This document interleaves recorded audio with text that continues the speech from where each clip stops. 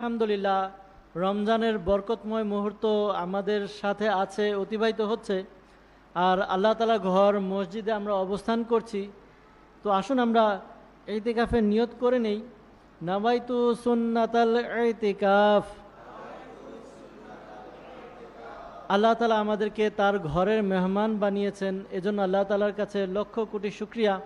আমরা মসজিদে ইতিকাফরত অবস্থায় আছি, আর এখানে থেকে ইলমে দ্বীন শিখছি, পাশাপাশি আল্লাহ তাআলাকে রাজি খুশি করার জন্য আল্লাহ তাআলা যেই আমলে খুশি, যেই আমল করলে রাজি হন, সন্তুষ্ট হন, ওই ইবাদতগুলো আমরা করার সুযোগ পাচ্ছি।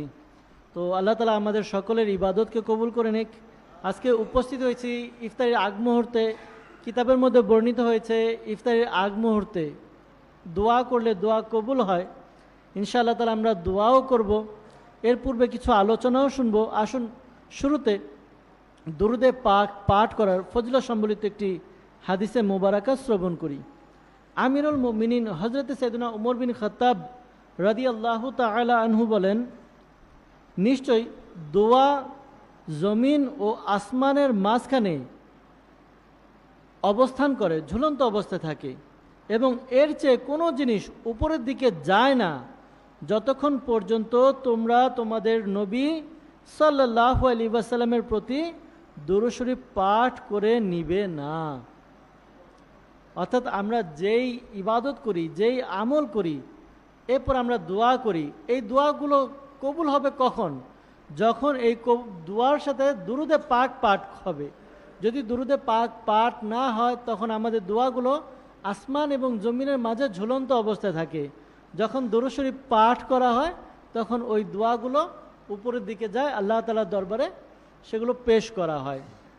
তো যখনই আমরা দোয়া করব, দোয়ার সময় দুরুদে পাক অবশ্যই পাঠ করব ইনশাআল্লাহ তাআলা। আসুন আমরা আমাদের এই মজলিসের বরকতের জন্য দুরুদে পাক পাঠ করি। সাল্লু আলাল হাবিব সাল্লাল্লাহু তাআলা আলা মুহাম্মদ সাল্লাল্লাহু তাআলা আলাইহি ওয়া আলিহি ওয়াসাল্লাম। আলহামদুলিল্লাহ, রমজান মাস অতিবাহিত হচ্ছে, রমজান মাস চলছে। দেখতে দেখতে আজকে 14 রমজান শেষ হবে, আমাদের থেকে চলে যাবে, বিদায় নিবে।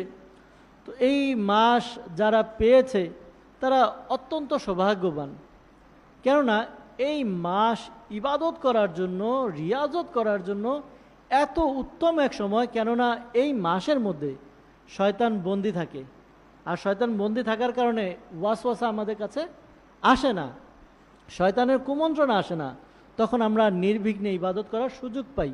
পাশাপাশি আমরাও দেখি যখন রমজান আগমন করে, তখন মানুষ মসজিদমুখী হয়, ইবাদতমুখী হয়। আজকে ইনশাআল্লাহ তাআলা এই ইবাদতের কিছু অংশ নিয়ে আলোচনা করার চেষ্টা করব। আমরা তো তাসবিহ তাহলিল পড়ে থাকি, আমরা নফল ইবাদত করি, ফরজ ইবাদত তো করি আমরা। তো আজকে নফল ইবাদতের সম্পর্কে কিছু শ্রবণ করব ইনশাআল্লাহ আজ্জা ওয়া জাল। প্রিয় ইসলামী ভাইরা, নফল ইবাদত কাকে বলা হয় এটা আমরা সবাই জানি। আল্লাহ তাআলা কিছু ইবাদত আমাদেরকে দিয়েছেন, যে ইবাদতগুলো আমাদের জন্য আবশ্যকীয়, অবশ্যই পালন করতে হবে। আল্লাহ তাআলা মানুষকে সৃষ্টি করেছেন কি জন্য? তার ইবাদতের জন্য। এই ইবাদতের মধ্যে কিছু ইবাদত আছে যেগুলো কোরআন এবং হাদিস দ্বারা প্রমাণিত, সেগুলোকে বলা হয় ফরজ, ওয়াজিব। এরপর নবী পাক সাল্লাল্লাহু আলাইহি ওয়াসাল্লাম যেই কাজ করেছেন, যেই ইবাদতগুলো করেছেন, সেই ইবাদতগুলো আমাদের জন্য সুন্নাত। এবং কিছু ইবাদত এমন আছে যেটা নবী করিম সাল্লাল্লাহু আলাইহি ওয়াসাল্লাম করেছেন, কিন্তু একেবারে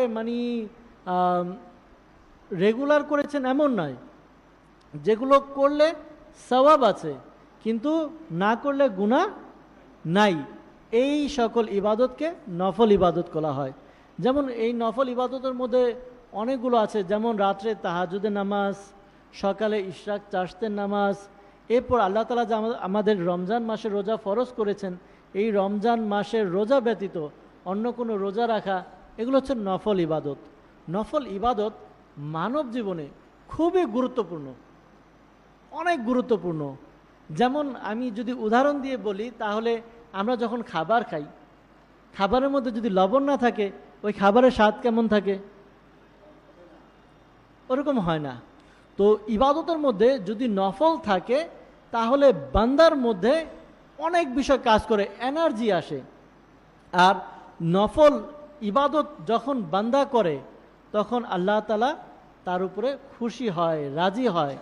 বলা হয়ে থাকে যখন কোনো বান্দা নফল ইবাদত করে আল্লাহ তাআলা তার উপর খুশি হয়ে যান। হযরত আবু হুরায়রা রাদিয়াল্লাহু তাআলা আনহু থেকে বর্ণিত, নবী করিম রাউফুর রহিম সাল্লাল্লাহু আলাইহি ওয়াসাল্লাম ইরশাদ করেন যে আল্লাহ পাক ইরশাদ করেছেন, যে ব্যক্তি আমার কোনো ওয়ালির সাথে শত্রুতা পোষণ করে আমি তার সাথে যুদ্ধের ঘোষণা করছি, এবং আমার বান্দা যেই জিনিসের মাধ্যমে, মনোযোগ দিয়ে শুনব, আমার বান্দা যেই জিনিসের মাধ্যমে আমার নৈকট্য চায় তার মধ্যে আমার সবচেয়ে বেশি প্রিয় হলো ফরজ। ফরজ ইবাদত আল্লাহ তাআলার কাছে প্রিয়। আমরা যদি আল্লাহ তাআলার নৈকট্য হতে চাই, আল্লাহ তাআলার নিকটবর্তী হতে চাই, তাহলে আমাদেরকে ফরজ ইবাদত করতে হবে। এরপর এসেছে যে আর নফলের মাধ্যমে নৈকট্য অর্জন করতে থাকে, এক পর্যায়ে আমি তাকে আমার প্রিয় বান্দা বানিয়ে নিই। অর্থাৎ বান্দা যখন নফল ইবাদত করতে থাকে তখন আল্লাহ তাআলা ওই বান্দাকে নিজের নিকটতম বান্দা এবং প্রিয় বানিয়ে নেন। যদি সে আমার নিকট যা চায় তাকে অবশ্যই প্রদান করব, আর যদি আশ্রয় প্রার্থনা করলে তবে তাকে অবশ্যই আমি আশ্রয় প্রদান করব। চিন্তা করি আমরা একটু, এই যে হাদিসে মুবারাকা, বুখারী শরীফের এই হাদিসটি, যে আল্লাহ পাকের প্রিয় হওয়ার মাধ্যম কি, তা হচ্ছে ফরজ ইবাদতের পাশাপাশি নফল ইবাদত করা। কিন্তু আজকাল দেখা যায় যে আমরা মনে করি যে ফরজ 5 ওয়াক্ত নামাজ পড়ছি, বাস ডিউটি শেষ। এরকমই আমাদের, যেমন আমরা এখানেও আছি, হয়তো অনেকে আছে যারা এই যে আসরের পূর্বে 4 রাকাত সুন্নত, এরপর দেখা যাবে একটু পর মাগরিবের নামাজ আদায় করবো, সুন্নতের পরে নফল আছে। এটা তো নফল, না পড়লে তো গুনাহ হবে না। কিন্তু না পড়লে গুনাহ হবে না ঠিক, কিন্তু পড়লে আল্লাহ তাআলার প্রিয় হয়ে যাবে। তো আল্লাহ তাআলা আমাদেরকে নফল ইবাদতের প্রতি উৎসাহিত এবং নফল ইবাদত বেশি বেশি করার তৌফিক দান করুক। এমনি উদাহরণ দিয়ে বুঝাই, যদি একজন কর্মচারী সে কোথাও চাকরি করছে, মাসে সে একটা বেতন পাবে, এটা তো তার রেগুলার, যে সে ডিউটি করছে, কাজ করছে, মাস শেষ মালিক তাকে বেতন দিচ্ছে, একটা রেগুলার কাজ। কিন্তু যদি কর্মচারী এমন হয় তার ডিউটি 8 ঘন্টা, এরপরে সে কিছু ওভারটাইম করে, 2 ঘন্টা বেশি দেয়, কাজ একটু বেশি করে, ওই কারখানা ওই অফিসের জন্য যদি সে আন্তরিকতা দেখায়, তখন বস বা মালিক তার উপরে খুশি হয় কিনা? আর যদি রেগুলার কাজ করে, অন্যান্য 10 জন কর্মচারী যে কাজ করছে সেও কাজ করছে, বাস দ্যাটস ইট। কিন্তু যখন কোনো কর্মচারী এক্সট্রা অর্ডিনারি কাজ করতে চায়, এক্সট্রাভাবে কাজ করে, আন্তরিকতার সাথে কিছু কাজ করে, তখন মালিকের চোখে পড়ে যে না, আমার এই কর্মচারী তো ভালো। তখন দেখা যায় একটা সময় পর তার বোনাস বাড়িয়ে দেয়, বেতন বাড়িয়ে দেয়, এমনটাই। তো এইটাকে আমরা এখানে নিয়ে আসি একটু বোঝার জন্য, যে ফরজ আল্লাহ তাআলা করেছে, এটা তো আমাকে মানতেই হবে। 5 ওয়াক্ত নামাজ ফরজ, রমজানের রোজা ফরজ, এটাকে আমাকে মানতেই হবে। মানলে সওয়াব পাবো, আল্লাহ তাআলা খুশি হবেন। কিন্তু 8-10 জন পালন করছে, আমিও পালন করছি। কিন্তু যখন আমি আল্লাহ তাআলার সন্তুষ্টি অর্জনের জন্য আমি 2 রাকাত নফল নামাজ পড়ব, আমি একটা রোজা রাখবো, একবার আল্লাহর নাম ডেকে জিকির করব, তো এগুলো আমার এক্সট্রা কাজ। আর যখন এক্সট্রা কাজ করব তখন আমার মালিক আল্লাহ তাআলা কি হবেন? রাজি খুশি হবেন কিনা? তো নফলের অনেক গুরুত্ব আছে। আমরা অনেকে আছি নফলকে ছেড়ে দেই, হেলায় ফেলায়, গুরুত্ব দেই না। আর এটা তো নফলই, না পড়লে সমস্যা নাই, কিন্তু পড়লে তো গুনাহ নাই। পড়লে গুনাহ আছে? তো আল্লাহ তাআলা আমাদেরকে সুযোগ দিয়েছে, রমজান মাস আমরা সুবর্ণ সুযোগ পেয়েছি। তো আমরা কি করব? ফরজ তো করবই, ফরজ ইবাদত পালন করব, পাশাপাশি সুন্নত এবং নফলের দিকেও ধাবিত হব। কারণ এখানে যারা আমরা ইতিকাফের মধ্যে আছি বা ঘরেও আছি, রমজানের মধ্যে স্কুল বলি, কলেজ বলি, চাকরি বলি, সব কিছুর মধ্যে কিছুটা নমনীয়তা চলে আসে, কাজ কম আসে। তো যেহেতু সুযোগ আছে, আমি অন্যান্য দিন তো নামাজ পড়ছি বা ফরজ ইবাদত করছি, এখন সুযোগ আছে, তাহাজ্জুদে আমি উঠলাম, অর্থাৎ সেহরি খেতে উঠলাম, 2 রাকাত তাহাজ্জুদ নামাজ পড়ে নেই। রাতে ঘুম আসছে না, 2 রাকাত নামাজ আদায় করে নেই। করা যায় কি না? করা যায়। আর যদি আমরা করি তাহলে আল্লাহ তাআলা আমাদেরকে কি করবেন? প্রিয় বানিয়ে নেবেন। প্রিয় ইসলামী ভাইরা, নফল ইবাদতের যদি ফজিলতের দিকে তাকাই, গুরুত্বের দিকে তাকাই, তাহলে নফলের অনেক গুরুত্ব আছে। এক তো আল্লাহ তাআলার নৈকট্য লাভ হয়। যে ব্যক্তি নফল ইবাদত করবে সে আল্লাহ তাআলার প্রিয় হবে, নৈকট্য বান্ধা হবে। কিতাবের মধ্যে বর্ণিত হয়েছে কিয়ামতের দিন বান্দার আমলনামা যখন হিসাব নিকাশ হবে, যদি আমলনামার মধ্যে ফরজ যে ইবাদত, কিয়ামতের দিন ফরজ ইবাদতের মধ্যে যদি কোনো ঘাটতি থাকে, কমতি থাকে, তখন ওই নফল ইবাদত যা আমরা করব দুনিয়াতে, এই নফল ইবাদত গিয়ে ওই ফরজ ঘাটতিটা পূরণ করার চেষ্টা করা হবে। তো আমার উপকার কিনা যদি আমি নফল পড়ি, এখানে পড়বো আমরা ইনশাআল্লাহ তাআলা। কিতাবের মধ্যে বর্ণিত হয়েছে যে ব্যক্তি নিয়মিত নফল আদায় করবে, সুন্নত আদায় করবে, ওই আদায়কারীর জন্য জান্নাতে বিশেষ ঘর তৈরি করা হবে। কে কে চাই আমরা যে জান্নাতে আমার জন্য ঘর নির্মাণ হোক? তো ঘর তো এমনি এমনি নির্মাণ হবে না, আমাকে নফল ইবাদত করতে হবে। এছাড়া আপনার কিতাবের মধ্যে বর্ণিত হয়েছে নফল ইবাদত এবং অন্যান্য নফল ইবাদতের মধ্যে নামাজ, রোজা সব কিছুই, এই নফল ইবাদতগুলো মানুষের গুনাহকে মিটিয়ে দেয় এবং জান্নাতে তাকে উচ্চ মর্যাদা দান করা হয়। তো প্রিয় ইসলামী ভাইরা, নফল অনেকগুলো অনেক ইবাদত আছে নফল। যদি আমরা জানি তাহলে ইনশাআল্লাহ তাআলা আমাদের মধ্যে অনেক আগ্রহ আসবে। যেমন যদি আমরা যেটা শুরুতে বলেছিলাম, আমরা ফরজ রোজা ছাড়া যে রোজাগুলো পালন করি এগুলো হচ্ছে নফল রোজা।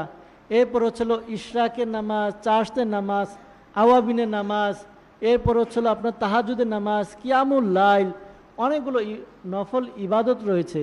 যে কোনো জিকির করা, এর মধ্যে একটি আছে দুরুদে পাক পাঠ করা। দুরুদে পাক পাঠ করা, দুরুদে পাকের কথা আসলে যারা আশিকে রসুল, তাদের অন্তরের মধ্যে অন্যরকম এক ভালোবাসা, আনন্দ কাজ করে, উৎফুল্লতা কাজ করে। আরে আমার নবী সাল্লাল্লাহু আলাইহি ওয়াসাল্লামের উপর আমল, এই যে দুরুদে পাক পাঠ করা, নবীর উপর তো দুরুদ প্রেরণ করলাম, শান্তি রহমত প্রেরণ করলাম, কিন্তু এতে আমাদেরও লাভ, আমাদেরও লাভ যে যখন আমরা দুরুদে পাক পাঠ করব, তখন আল্লাহ নবী সাল্লাল্লাহু আলাইহি ওয়াসাল্লাম আমাদেরকে চিনবেন, জানবেন। একবার এক ব্যক্তি আল্লাহ নবী সাল্লাল্লাহু আলাইহি ওয়াসাল্লামকে জিয়ারত করলেন, স্বপ্নে দিদার করলেন। যখন নবী করিম সাল্লাল্লাহু আলাইহি ওয়াসাল্লাম তার থেকে মুখ ফিরিয়ে নিয়েছিলেন, তার দিকে তাকাচ্ছিলেন না, তখন ওই ব্যক্তি জিজ্ঞাসা করলেন, ইয়া রাসূলুল্লাহ সাল্লাল্লাহু আলাইহি ওয়াসাল্লাম, আপনি কি আমার প্রতি অসন্তুষ্ট? তখন নবী করিম সাল্লাল্লাহু আলাইহি ওয়াসাল্লাম বললেন, না, আমি অসন্তুষ্ট না, আমি তো তোমাকে চিনি না।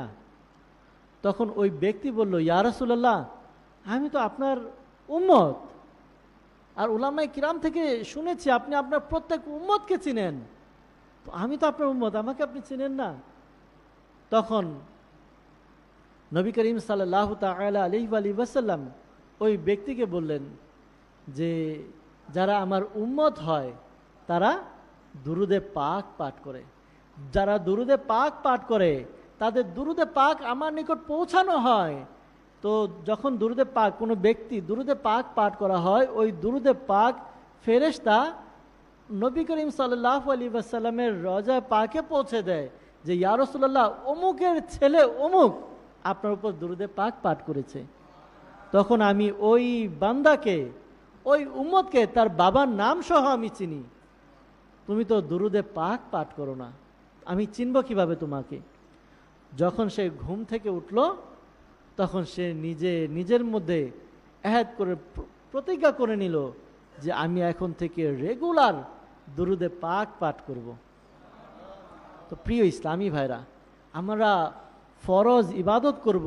আল্লাহ তাআলা আমাদের উপরে নামাজ ফরজ করেছেন, 5 ওয়াক্ত নামাজ, পাশাপাশি আরও ফরজ ইবাদত রয়েছে, ওয়াজিব রয়েছে, এগুলো তো করব। কিন্তু আল্লাহকে যদি রাজি খুশি করতে চাই তাহলে আমাদেরকে নফলের দিকে অগ্রসর হতে হবে, নফল নামাজ আদায় করতে হবে। মাগরিবের নামাজ পড়লাম, 3 রাকাত ফরজ পড়লাম, 2 রাকাত সুন্নত পড়লাম, এরপর নফল আছে, আমার হাতে সময় আছে, আমি তাহলে আওয়াবিনের নামাজটাও পড়ে নেই।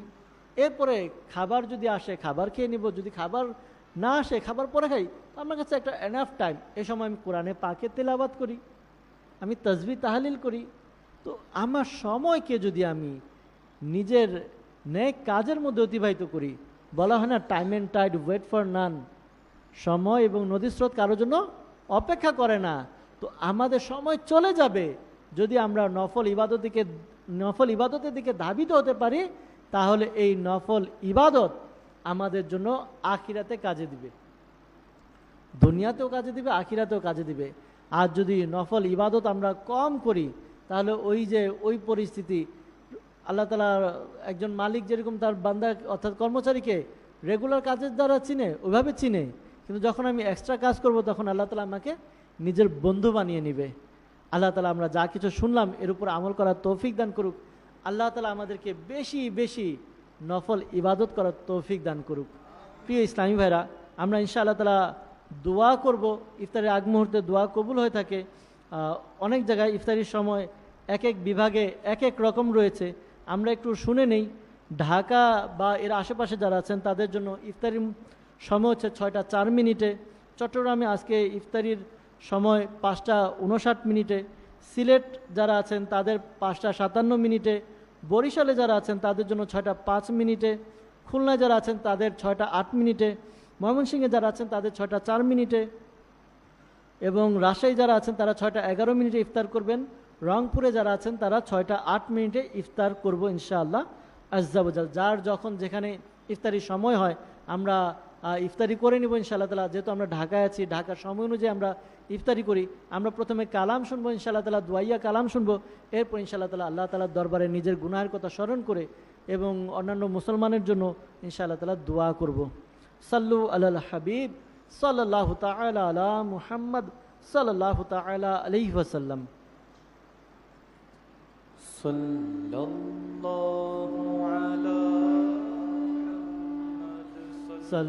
সাল্লাল্লাহু আলাইহি ওয়াসাল্লাম। সাল্লাল্লাহু আলা মুহাম্মদ সাল্লাল্লাহু আলাইহি ওয়াসাল্লাম। ইয়া ইলাহি সদায় আমি তোমার দানের সঙ্গ চাই। ইয়া ইলাহি সদায় আমি তোমার দানের সঙ্গ চাই। মুশকিলেতে পড়লে তখন আসানকারীর সঙ্গ চাই। মুশকিলেতে পড়লে তখন আসানকারীর সঙ্গ চাই। ইয়া ইলাহি আধার গড়ে আসিবে যখন কঠিন রাত। ইয়া ইলাহি আধার গড়ে আসিবে যখন কঠিন রাত। তাহার প্রিয় মুখের শোভার সুপ্রভাতের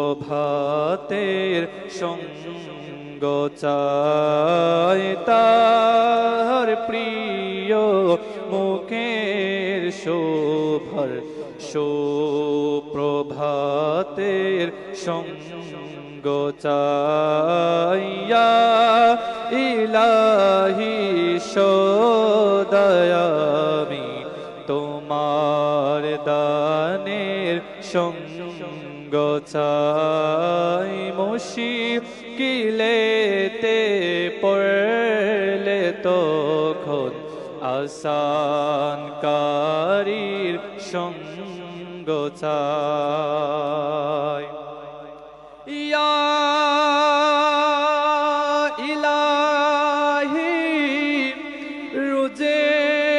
হাসরে পড়বে যখন দারুন সুরিয়া ইলাহি রুজে হাসরের পড়বে যখন দারুন সুর নিরাপত্তা শান্তি দাতা প্রিয় নবীর সঙ্গ চাই নিরাপত্তা শান্তি দাতা প্রিয় নবীর সঙ্গ চাইয়া ইলাহি সদায় আমি তোমার দানের সঙ্গ চাই মুশকিলে তে পড়লে তখন আসানকারীর সঙ্গ চাইয়া ইলাহি সদায় আমি তোমার দানের সঙ্গ চাই মুশকিলেতে পড়লে তখন আসানকারীর সঙ্গ চাই ইয়া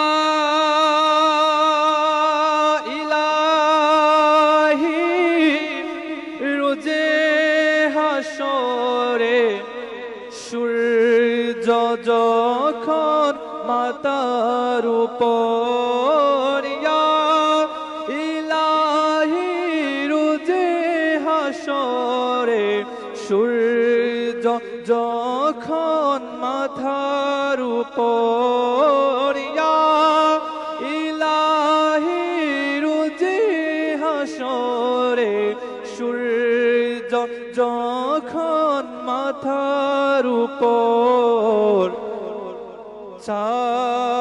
ছায়াবিহীন নবীর দেহের শীতল ছায়ার সঙ্গ চায় ছায়াবিহীন নবীর দেহের শীতল ছায়ার সঙ্গ চাইয়া ইলাহি সদাই আমি তোমার দানের সঙ্গ ইয়া রব্বানা ইয়া রব্বানা ইয়া আরহামার রাহিমিন ইয়া আরহামার রাহিমিন ইয়া আল্লাহু ইয়া রহমানু ইয়া রহিম ইয়া আল্লাহু ইয়া রহমানু ইয়া রহিম ইয়া আল্লাহ আমরা গুনাহগার বদকার অধম পাপী ইয়া আল্লাহ তোমার আলিশান দরবারে হাত তুলে দিয়েছি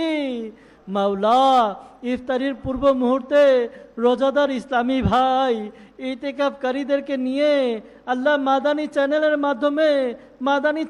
মাধ্যমে অনেক ইসলামী বোন হাত তুলে দিয়েছে মাওলা ইয়া আল্লাহ আমরা স্বীকার করছি আমরা গুনাহগার ইয়া আল্লাহ আমরা স্বীকার করছি আমরা বদকার মাওলা ইয়া আল্লাহ তারপরও তো মাওলা তোমার বান্দা ইয়া আল্লাহ আমরা রোজা রেখে হাত তুলে দিয়েছি মাওলা আল্লাহ কিতাবের মধ্যে পড়েছি আল্লাহ ইফতারির পূর্ব মুহূর্তে অসংখ্য গুনাহগারকে আল্লাহ ক্ষমা করা হয় আল্লাহ যাদের উপরে জাহান্নাম ওয়াজিব হয়ে গিয়েছিল মাওলা আমরাও তো গুনাহগার জানি না আমাদের কি অবস্থা মাওলা ইয়া আল্লাহ আমরা হাত তুলে দিয়েছি তোমার আলিশান দরবারে আল্লাহ ইতিকাফকারী ভাইয়েরা হাত তুলে দিয়েছে মাওলা এ আল্লাহ এখান থেকে যার হাতকে তোমার পছন্দ মাওলা আল্লাহ কিতাবের মধ্যে পড়েছি যদি কোনো সাদা পাকা দাড়িওয়ালা বুজুর্গ তোমার দরবারে হাত তুলে মাওলা আল্লাহ ওই হাতকে ফিরিয়ে দিতে তোমার লজ্জা হয় এই আল্লাহ এখানে যুবকদেরকে নিয়ে বৃদ্ধ বাবাদেরকে নিয়ে হাত তুলেছি মাওলা যার হাতকে তোমার পছন্দ হয় যার আমিন বলাকে তোমার পছন্দ হয় আল্লাহ ওই হাতের ওসিলা ওই আমিন বলার ওয়াসিলা মাওলা আমাদের জীবনের গুনাহকে মাফ করে দাও। আল্লাহ কোন গুনাহের কথা স্বীকার করব, আল্লাহ কোন গুনাহ আমাদের দ্বারা হয়নি মাওলা? মিথ্যা, গীবত, চগলখড়ি, মা বাবাকে কষ্ট দেওয়া, মানুষকে ধোঁকা দেওয়া, মানুষের সাথে খারাপ ব্যবহার করা, এই আল্লাহ এগুলো তো বান্দার হক। আল্লাহ তোমার হক কত নষ্ট করেছি মাওলা। এমনও দিন গিয়েছে মাওলা নামাজ কাজা করেছি মাওলা, এমনও দিন গিয়েছে আল্লাহ গুনাহের কাজের মধ্যে লিপ্ত ছিলাম। আল্লাহ গোপনে গুনাহ করেছি, আল্লাহ প্রকাশ্যে গুনাহ করেছি, অন্ধকারে গুনাহ করেছি, আল্লাহ দিনের আলোতে গুনাহ করেছি মাওলা। আল্লাহ যদি গুনাহের কথা হিসাব করি, আল্লাহ আমার আমল নামা যদি খোলা হয়, আল্লাহ মাথার চুল থেকে নিয়ে পা পর্যন্ত গুনাহ আর গুনাহ মাওলা। আল্লাহ কোন গুনাহের কথা স্বীকার করব? এমন কোনো গুনাহ তো নেই যে মনে পড়ছে আমি করিনি মাওলা। আল্লাহ এত গুনাহ করা সত্ত্বেও আল্লাহ তোমার বাণী, তোমার রহমত থেকে নিরাশ হতে নিষেধ করেছো। আল্লাহ ওই আশা নিয়ে, ওই ভরসা নিয়ে আমরা আল্লাহ তোমার হাত দিকে হাত তুলেছি। আল্লাহ আমাদের জীবনের গুনাহকে মাফ করে দাও। আল্লাহ আমরা রোজা রেখেছি, আল্লাহ সেহেরি করেছি, আল্লাহ তসবিহ তাহলিল করছি। আল্লাহ আল্লাহ জানি না আমাদের আমল কতটুকু শুদ্ধ হচ্ছে মাওলা। আল্লাহ তোমার নবীর ওসিলা, যেই নবী কিয়াম করেছে, রুকু করেছে, সিজদা করেছে, রোজা রেখেছে, ইফতার করেছে, সেহরি করেছে, তারাবি আদায় করেছে, আল্লাহ তোমার নবীর ওসিলা, আল্লাহ তোমার নবীর ওই কবুলিয়াত ইবাদতের সাদকা আল্লাহ আমরা যা ত্রুটিযুক্ত আল্লাহ ইবাদত করতে পারছি কবুল করে নাও। আল্লাহ আমাদেরকে বেশি বেশি ইবাদত করার তৌফিক দান করো। আল্লাহ আমাদেরকে এক বানিয়ে দাও, আল্লাহ আমাদেরকে নেক বানিয়ে দাও। আল্লাহ যে পথে চললে, যে ইবাদত করলে তুমি রাজি হবে, খুশি হবে, আমাদেরকে এমন ইবাদত করার তৌফিক দান করো। আল্লাহ ইসলামী ভাইদেরকে নিয়ে হাত তুলেছি, জানি না কার কি পেরেশানি রয়েছে মাওলা। মাদানী চ্যানেলেও অনেকে হাত তুলে আমিন বলছে আল্লাহ, জানি না কার কোন পেরেশানিতে আছে আল্লাহ। আল্লাহ আমাদের মধ্য থেকে অনেকের বাবা নেই, অনেকের মা নেই, অন্ধকার কবরে আছে মাওলা, জানি না কোন অবস্থায় আছে আল্লাহ। আল্লাহ আমরা যারা আছি আল্লাহ জমিনের উপরে সন্তানরা হাত তুলেছি, দোয়া করছি, আল্লাহ আমাদের মৃত বাবা মার কবরের মধ্যে যদি কোনো আযাব হয়ে থাকে মাফ করে দাও। আল্লাহ আমাদের রমজানের ওসিলা, আমাদের দুয়ার ওসিলা আমাদের পিতামাতার কবরকে আলোকিত করে দাও। আল্লাহ আমাদের মধ্যে আল্লাহ যাদের বাবা নেই, মা নেই, আল্লাহ আমাদেরকে বেশি বেশি ইসালে সওয়াব করার তৌফিক দান করো। আল্লাহ অনেকে আছে অসুস্থ মাওলা, আল্লাহ সবাইকে তুমি সুস্থতা দান করে দাও। আল্লাহ যারা পেরেশানিতে আছে মাওলা, পেরেশানিকে দূর করে দাও। আল্লাহ যারা মুসিবতে আছে মুসিবত থেকে উদ্ধার করে নাও। আল্লাহ যারা যেই রকম পেরেশানিতে আছে দূর করে দাও। আল্লাহ অনেকে বলতে পারছে, অনেকে বলতে পারছে না মাওলা, আল্লাহ প্রত্যেকের মনে নেক ও জায়েজ দোয়াকে কবুল করে নাও। ইয়া আল্লাহ আমরা তো অনেক কিছু চাইলাম, কিন্তু আমাদের জন্য যা প্রয়োজন তা আমাদেরকে দান করো। আল্লাহ যা আমাদের জন্য অকল্যাণকর তা আমাদের থেকে দূর করে দাও। ইয়া আল্লাহ আজ্জা ওয়াজাল মালিকু মাওলা, অনেকে দোয়ার জন্য বলে মাওলা, অনেকে অনেক পেরেশানির মধ্যে, আল্লাহ যারা ইতিকাফে এসেছে মাওলা, আল্লাহ তাদেরকে তোমার রহমতের চাদর দ্বারা ঘিরে নাও। আল্লাহ আল্লাহ তাদের প্রতি তোমার রহমতের দৃষ্টি দান করো। ইয়া আল্লাহ শেষ 10 দিন যেন আমরা ইতিকাফ করতে পারি, যারা মাদানী চ্যানেলের মাধ্যমে দেখছে আল্লাহ আমরা যেন ইতিকাফ করতে পারি ব্যবস্থা করে দাও। আল্লাহ ইসলামী ভাইরা দূর দূরান্ত থেকে ইতিকাফে এসেছে, সাল্লাল্লাহু আলা মুহাম্মদ আশিকানে রসুল মনোযোগী হন। ঢাকার সময়সূচি অনুযায়ী ইফতারের সময় হয়ে গেছে। সল্লু আলাল হাবিব সাল্লাল্লাহু আলা মুহাম্মদ। ইয়া আল্লাহ আমাদের দোয়াকে কবুল করে দাও। আসসালাতু ওয়াসসালামু আলাইকা ইয়া নবী আল্লাহ ওয়া আলা আলিকা ওয়া আসহাবিকা ইয়া নূর আল্লাহ। যখন আমাদের মৃত্যুর সময় আসবে হে আল্লাহ আমাদের অন্তরে এবং মুখে জারি করে দিও মধুর কালিমা লা ইলাহা ইল্লাল্লাহু মুহাম্মাদুর রাসূলুল্লাহ সাল্লাল্লাহু আলাইহি ওয়াসাল্লাম। وعلى آلك وأصحابك يا حبيب الله. الصلاة والسلام عليك يا نبي الله وعلى آلك وأصحابك يا نور الله. الله أكبر الله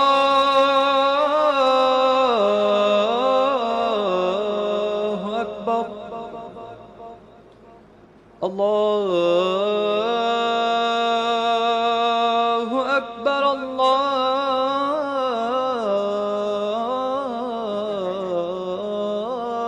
أكبر.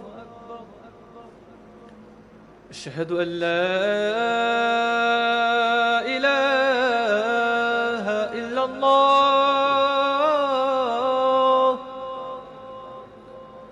أشهد أن لا إله إلا الله. أشهد أن محمد رسول الله. أشهد أن محمد رسول الله. حي على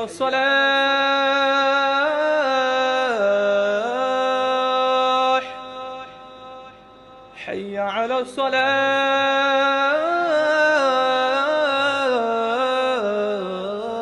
الصلاة. حي على الفلاح.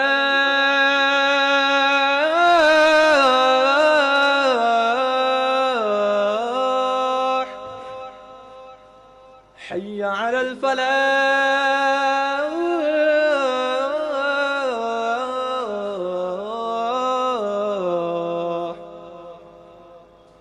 الله أكبر الله أكبر. لا